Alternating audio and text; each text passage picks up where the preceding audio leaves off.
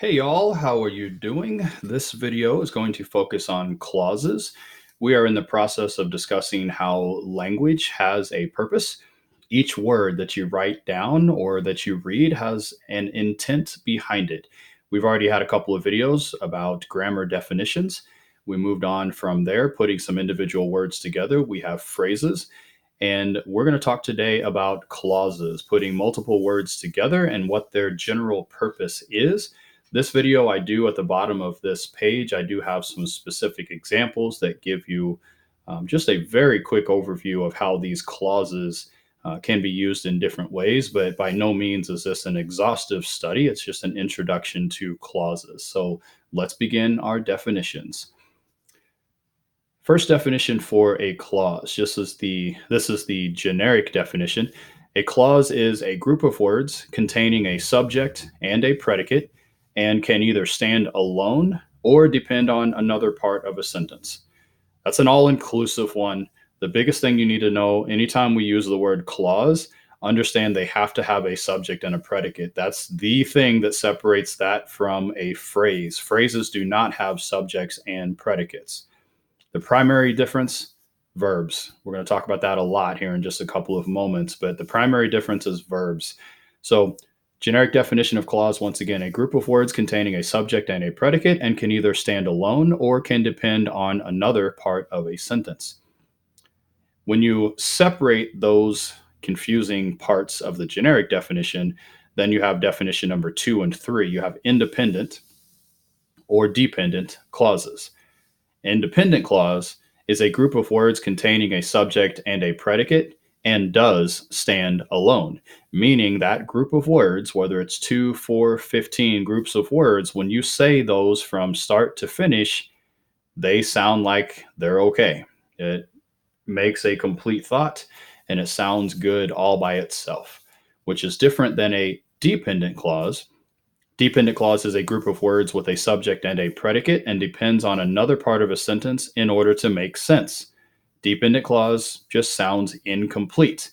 A lot of times, whenever you read a dependent clause or you hear a dependent clause, your head will turn because you're just waiting for more information. Okay, and you'll see that whenever I show you the examples in just a couple of moments. So, an independent clause, it has a subject, predicate, and it sounds good all by itself.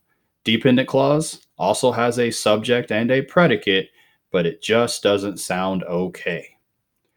Dependent clauses are actually broken down into 3 different styles. Remember, we're talking heavily about everything that you put down on your paper, if you're writing, or everything that you speak has a purpose. There's a reason behind it. There's a function.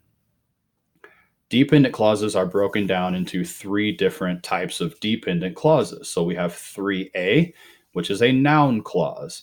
So you have a clause, still has a subject and a predicate, but the way it's being used in the sentence is as a noun. Kind of makes sense. Noun and clause. Remember, nouns are the person, place, thing, or idea. Now you have a bunch of words, including a subject, which is also a noun or pronoun, a verb, which is either action or linking, possibly a predicate, but all of that together is going to do the same thing that an individual word used to do. A noun clause functions as a noun. So the whole clause can be in the spot that you would put a subject. It can be in the spot where you have an object of a preposition. It can be in the spot where you have a direct object, an indirect object, a predicate noun, or even an appositive. So noun clauses can do lots of different things. Moving on, adjective clauses. Let me move my page up a little bit. Adjective clauses, they are dependent clauses. Again, they have a subject, they have a predicate. They function in the sentence as adjectives. Well, thank you, Captain Obvious. Yes, adjectives function as adjectives. That means they modify nouns or pronouns. So again, a group of words that has a subject and a predicate are going to do the exact same thing that an individual word can do.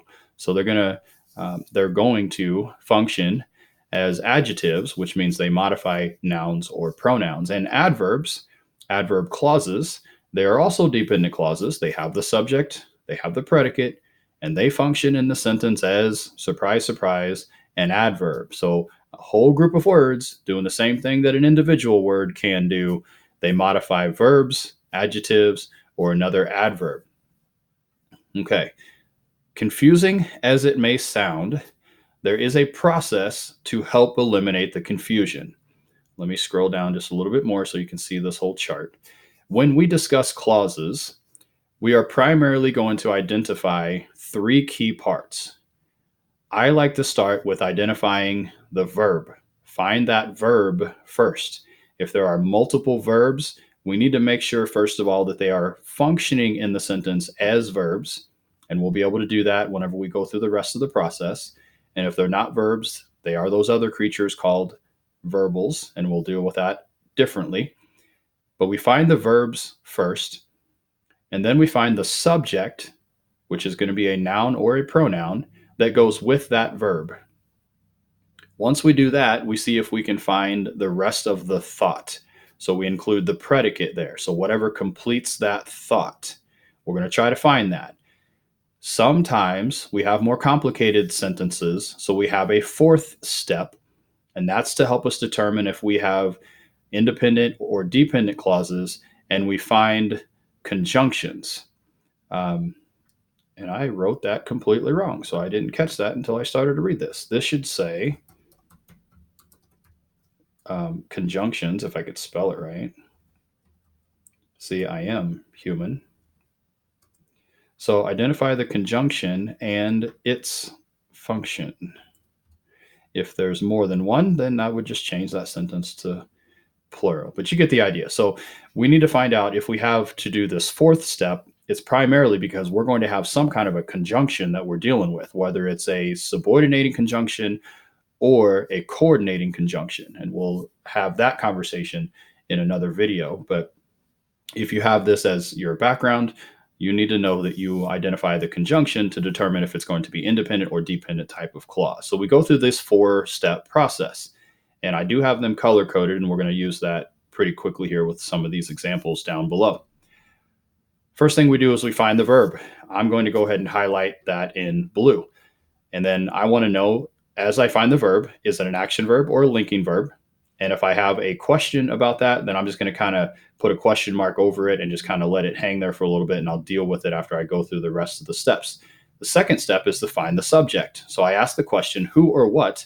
And then I insert that verb that I just found. So who or what, I insert that verb. That's going to help me find the subject that goes with that verb.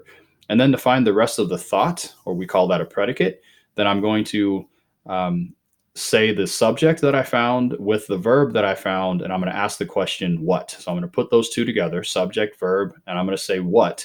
And whenever I complete that thought, that's going to be the predicate. I know it's a super generic definition of the word predicate, but that's what I'm going to use for the purpose of our teaching. And then finally, step number 4, if there are conjunctions, we're going to identify those conjunctions and see if they are joining clauses, because that's what we're dealing with in this video, or if they are joining words, then we can kind of eliminate that from the clause conversation, or if they are joining phrases, we can also eliminate those from the conversation point. So we're specifically trying to find conjunctions that join clauses, okay? So we're going to pay attention to that. Since the timing of this video is basically running out, I'm going to go ahead and pause the video before I go on to the examples that are here below. All right, so continue in just a couple of moments.